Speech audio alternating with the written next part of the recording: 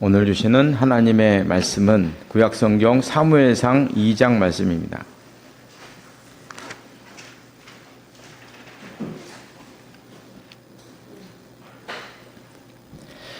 사무엘상 2장 두 군데를 보겠습니다.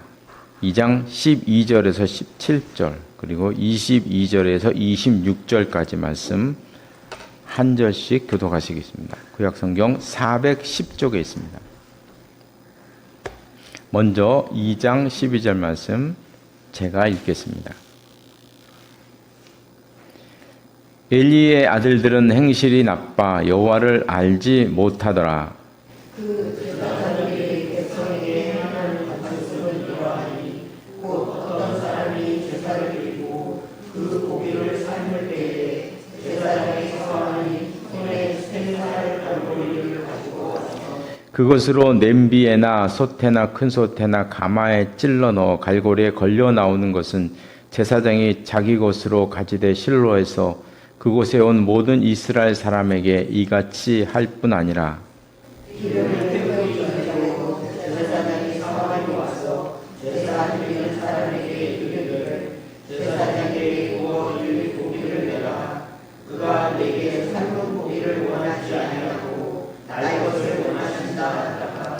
그 사람들이 이르기를 반드시 먼저 기름을 태운 후에 내 마음에 원하는 대로 가지라 하면 그가 말하기를 아니라 지금 내게 내라. 그렇지 아니하면 내가 억지로 빼앗으리라 하였으니 이 소년들의 죄가 여호와 앞에 심히 크면 그들이 여호와의 제사를 멸시하니라. 22절 봅니다.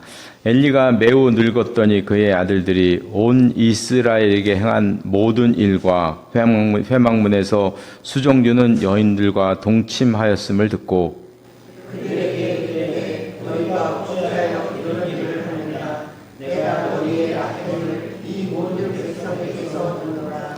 내 아들들아 그러하지 말라. 내게 들리는 소문이 좋지 아니하니라. 너희가 여호와의 백성으로 범죄하게 하는도다. 사람이 사람에게 범죄하면 하나님이 심판하시려니와 만일 사람이 여호와께 범죄하면 누가 그를 위하여 강구하겠느냐 하되 그들이 자기 아버지의 말을 듣지 아니하였으니 이는 여호와께서 그들을 죽이기로 하셨습니다. 함께 보겠습니다. 아이 사무엘이 점점 자라매 여호와와 사람들에게 은총을 더욱 받더라. 아멘. 이 말씀 위에 하나님의 은혜가 함께 하시기를 바랍니다. 오늘 본문 말씀은 성경 말씀 중에서 제가 제일 읽기 싫고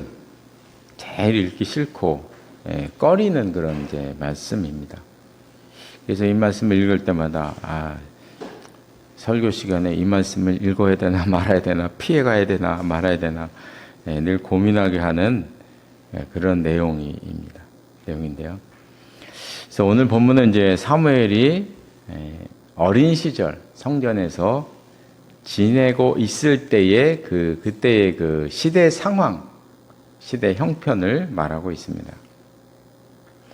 근데 엘리 제사장은 이제 은퇴를 한 것 같고요. 엘리의 두 아들이 일을 하고 있었습니다. 그래서 1장 3절에 보면 그 이름이 나와요. 1장 3절에 끝에 보면 엘리의 두 아들 홈니와 비느하스라는 말이 나옵니다. 그래서 오늘 본문에 보면 이제 홈니와 비느하스 제사장이었던 두 아들이 두 가지의 정말 엽기적인 죄를 범하는 장면이 나옵니다. 그래서 첫 번째는 이제 13절에서 16절 말씀에 나오는데 하나님께 드리는 제물을 중간에서 갈취하는 거죠. 그래서 갈취하는 장면이 본문에 너무 자세하게, 너무나 상세하게 그냥 읽어봐도 이해가 될 정도로 그렇게 나와 있습니다. 구약 시대에는 동물을 번제단에 이제 드리는 그런 제사를 드리잖아요. 근데 이제 13절에 보면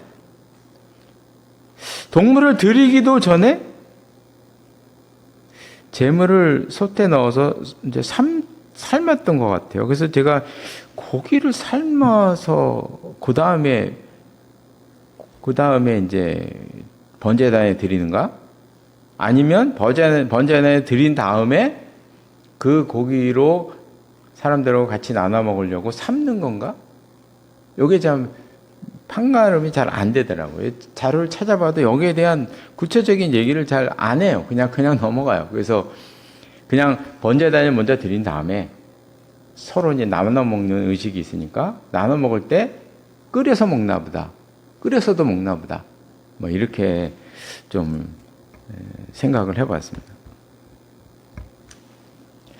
근데 이제 홈리와 비느하스가 사환을 시켜서 갈고리로 저어가지고 딱 걸리는 걸 이제 건져왔다는 거죠. 이것이 이제 문제가 된 이유는 율법이 정한 것과 달랐기 때문입니다. 율법에 보면 제사장 몫이 있어요. 있는데 그게 따로 정해져 있습니다. 우리가 이제 성경에 보면 신명기 18장 3절에 보면 제사장이 백성에게서 받을 몫은 이러하다. 드리는 제물의 앞다리, 두볼, 위 이렇게 정해져 있어요. 제사장의 요 부분을 줘라. 이렇게 제사장이 이제 한둘이 아니니까 많이 있잖아요. 한 지파가 막 레위 지파다 보니까 이게 이제 가져올 때마다 해서 나눈다는 말이 이게 정해져 있다는 거예요. 그런데 이들은 이런 정해져 있는 것을 무시하고 갈고리를 쑥쑥 해서 딱 걸리는 걸 가져갔다는 거죠. 제가 볼 때는 이게 걸리는 게 아니고 보고 좋은 거 딱 걸어갔겠죠. 그러지 않았을까요? 그죠? 사원이 딱 벌써 좋은 거 있으면 딱 걸어가 이제 그걸 가져갔다는 거죠. 자기 마음, 자기 보기에 좋은 것을 가져갔다. 더 심각한 문제는 이제 15절에 나오죠. 15절에. 고기에 붙은 기름 부분을 가져갔다. 그러니까 15절에 보면 기름을 태우기 전에 가져갔다는 거죠. 16절에 보면 태우기 전에 사환이 와서 고기 달라 그러니까 16절에서 이렇게 얘기하잖아요.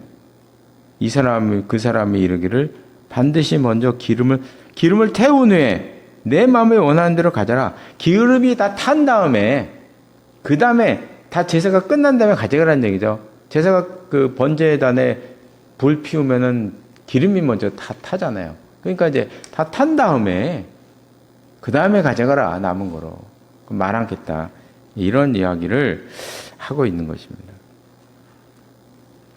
근데 이 행동에도 이게 심각한 문제인데 그 심각한 이유는 우리 성도님들도 많이 아시는 것처럼 레위기 3장 16절 17절에 보면 모든 기름은 여호와의 것이다.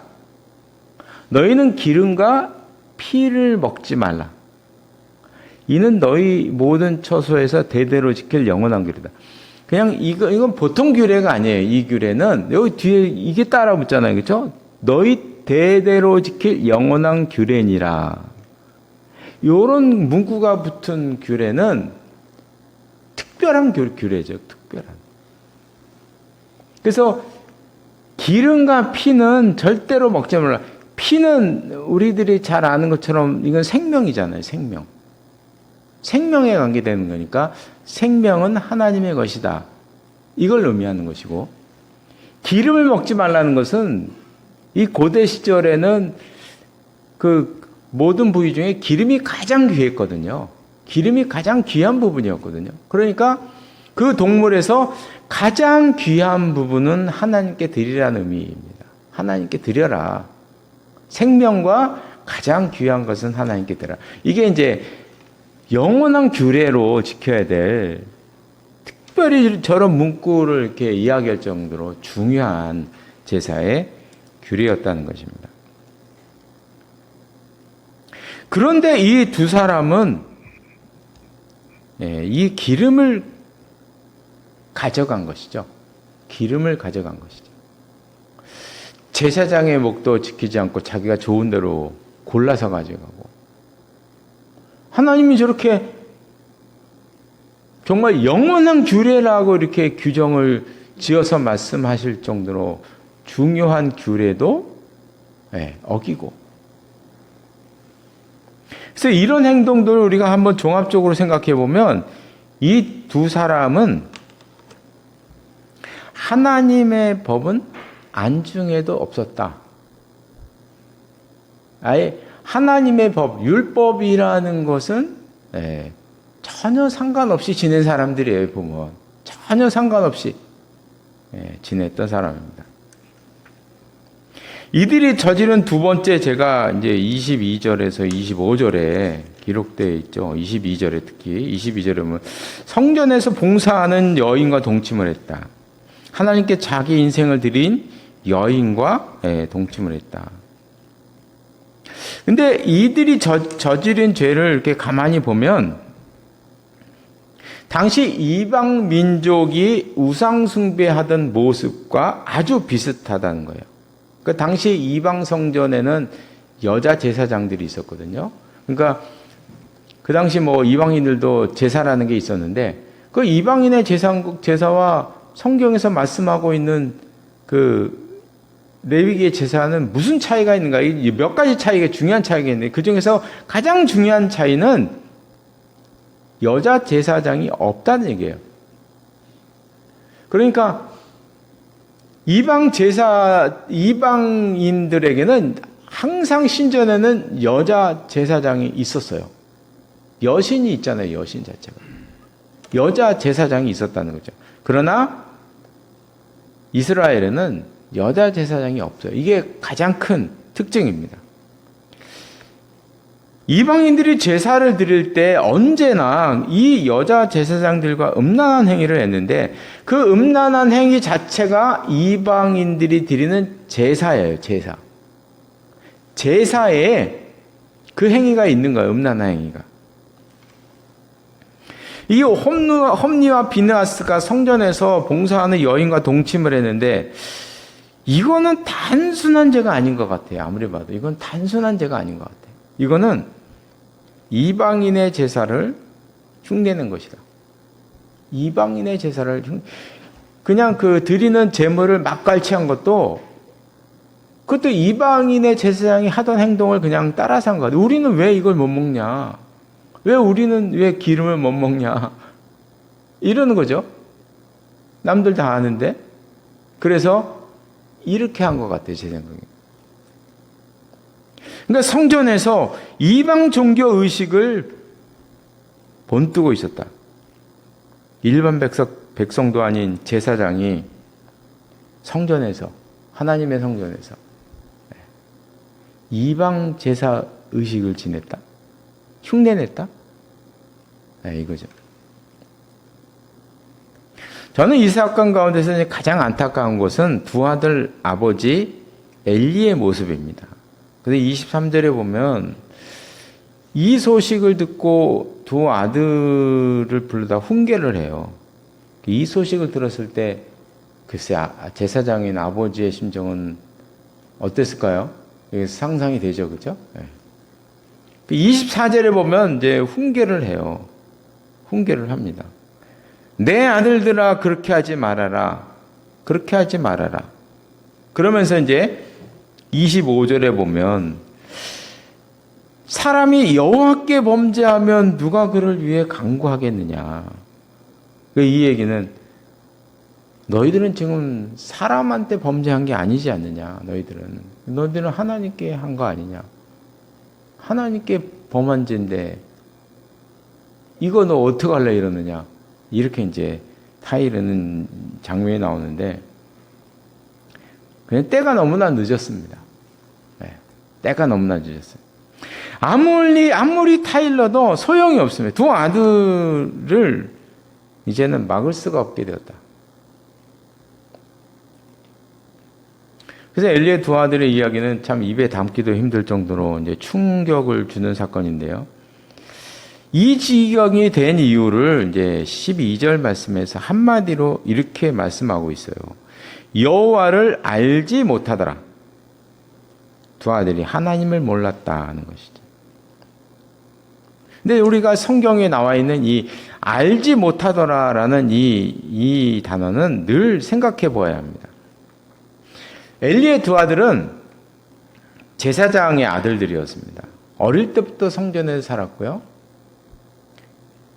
그들도 제사장이잖아요. 그들도 제사장입니다. 여기서 몰랐다는 이야기는 이제 지식적으로 몰랐다는 이야기가 아니라 엘리야드는 어릴 때부터 아버지가 하는 걸 보고 배운 사람이잖아요.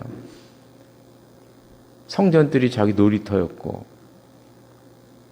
아버지가 하던 거 늘상 보고 자랐고, 그리고 자기가 제사장이 될 나이부터는 아버지가 직접 가르쳐 주었고 다 가르쳐 주었고, 모를 리가 없는 것입니다. 이런 율법도 너무나 잘 알고 있었고요. 제사 드리는 법도 너무나 잘 알고 있었고, 지식적으로 모르는 게 없었어요. 다 알고 있었던 사람. 여기서 안다는 말은 히브리어로는 야다라는 말인데요. 이 야다라는 말은 우리나라의 안다는 말과 야다를 비교해 보면 야다라는 말이 훨씬 더 의미가 깊은 의미예요. 그러니까 야다라는 말은 단지 지식적으로 아는 걸 넘어서 경험한다. 내가 그거를 경험한다는 의미를 가지고 있거든요. 경험한다는 것입니다. 그러니까 이 두 아들이 몰랐다고 하는 것은 하나님을 경험하지 못했다. 다시 말하면 진심으로 하나님 앞에 서지 못했다. 하나님을 진심으로 존중하는 마음이 없었다. 진심으로 하나님을 생각해 본 적이 없다. 그런 의미인 거죠. 그래서 이들은 하나님을 두려워하지 않게 되었다는 거죠. 그 결과가 17절에 잘 나옵니다. 이 소년들의 죄가 여호와 앞에 심히 크면 그들이 여호와의 제사를 멸시함이었더라. 하나님에 대한 두려움이 없으니 전혀 모든 걸 다 알고 있는데 이렇게까지 이렇게 하는 것은 이건 하나님의 법에나 이런 것에 대한 안중이 아예 없는 거예요. 생각 자체가 없는 거예요. 이건요. 하나님에 대한 두려움이 없으니 뭐 재물을 마음대로 사용하고 뭐 기름도 취하는 것이고 막 하는 거죠. 성전에서 막 이방 제사 행위를 본뜨고 막 이러는 거죠. 이러는.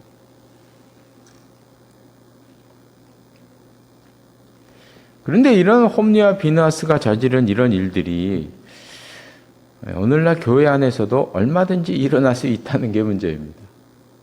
얼마든지 일어날 수 있고요. 항상 일어나고 있고요. 그러고 있다는 거죠. 모양만 조금 달라지고 범행에 쓰이는 도구가 좀 달라졌어요. 예전에는 뭐 갈고리 뭐 이런 거나 썼지만 지금은 컴퓨터를 사용하고 있고, 고기를 취했지만 뭐 지금은 돈으로 바뀌었고 뭐 그런 차이잖아요. 그죠? 다 똑같은 거예요. 다 똑같이. 하여간 성경 말씀이 무서운 거는 지금도 일어나고 있다는 거. 우리에게도 일어날 수 있다는 거. 이게 참 문제입니다. 그래서 우리가 항상 기억할 것은 엘리의 두 아들이 저기 멀리 있는 이야기가 아니다는 거죠. 저는 이제 더 무서운 사실이 읽지 않았지만 27절 이후에 나옵니다. 27절에 보면 어떤 일이 벌어지냐면 27절에 보니까 하나님의 사람이 엘리에게 와서 그에게 이르되, 하나님께서 엘리 제사장을 위해서 선지자를 보내신 것 같아요. 아무것도 안 되니까 지금 엘리가 아무리 노력해도 안 되니까 하나님의 사람을 하나님께서 보내신 것 같아요. 이 하나님의 사람이 엘리에게 하나님의 심판을 이대로 가다가 너희 집안이 어떻게 될 것인가, 너가 어떻게 될 것인가에 대한 예언의 말씀을 하고 있어요. 예언하는데 어떤 내용이냐면 31절 끝에 보니까 내 집에 노인이 하나도 없게 될 것이다. 33절에 끝에 보면요, 내 집에서 출산되는 모든 자가 젊어서 죽을 것이다. 34절에 보면요, 두 아들 홈리와 비느하스가 한날에 죽을 것이다. 그러면서 이제 35절, 36절 내용을 이렇게 가만히 보면 이 내용은 너희들 가정에 엄청난 재정적인 압박, 너희 가정은 가난에 시달리게 될 것이다. 이 얘기하고 있어요. 가난에 시달리게 될 것이다. 이런 이야기를 하고 있다는 거예요. 저는 이제 이 말씀을 이렇게 보면서 제가 이 심판의 내용 때문에 제가 충격받은 건 아니에요. 이건 뭐 구약 시대에는 흔히 있을 수 있는 얘기고, 구약 시대에는 늘 하나님께서 선지자들 통해서는 더한 심판도 많이 얘기하셨잖아요. 저는 그게 이제 저의 관심이 아니고, 저는 이 예언의 말을 들은 엘리의 모습에 저는 관심을 가져요. 이 엘리는 아들들의 죄가 무엇인지 알고 있었고, 그 죄의 결과가 무엇인지 알고 있었고, 하나님의 심판을 분명히 들었다는 거죠.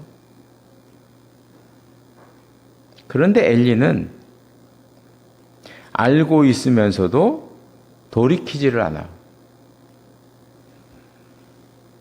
저는 엘리의 모습을 보면 이해가 되지 않는 점이 이 점입니다. 하나님 앞에 나와서 회개를 하지 않아요. 안 해요. 아니, 엘리가 하나님 앞에 나와서 그냥 머리에 죄를 쓰면서 회개를 했으면, 저는 홈리와 비느하스 두 사람에 대한 벌은 어쩔 수 없다고 생각해요. 저는 그건 그들의 죄니까 막을 수 없다고 생각해요. 그들이 변하지 않으면 안 되는 거 아니겠어요? 그러나 엘리가 하나님 앞에 나와서 무릎 꿇고 죄를 뒤집어 쓰고 가만히 앉아서 하나님께 예전에 우리 신앙의 조상들이 했던 그 하나님께 나와서 그런 모습으로 기도를 했으면 홈리와 비느하스로 끝나지 않았을까요? 이건 뭐 두 사람은 어쩔 수 없는 거고.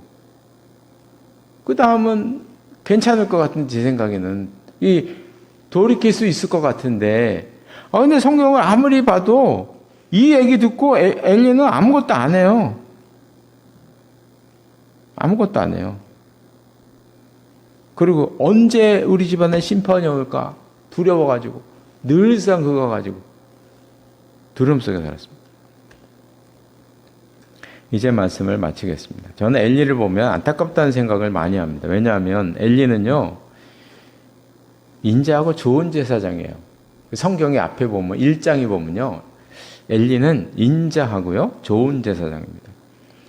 기도하는 한나를 대하는 모습을 보면 알 수가 있어요. 인품도 좋은 분이에요. 이분은 한나를 대할 때 보면 사랑으로 정말 그를 위한 그런 얘기를 해주잖아요. 그리고 나중에는 사무엘도 너무 잘 가르쳤어요. 엘리가 가르쳤거든요. 엘리가 사무엘을 너무 잘 가르쳤어요.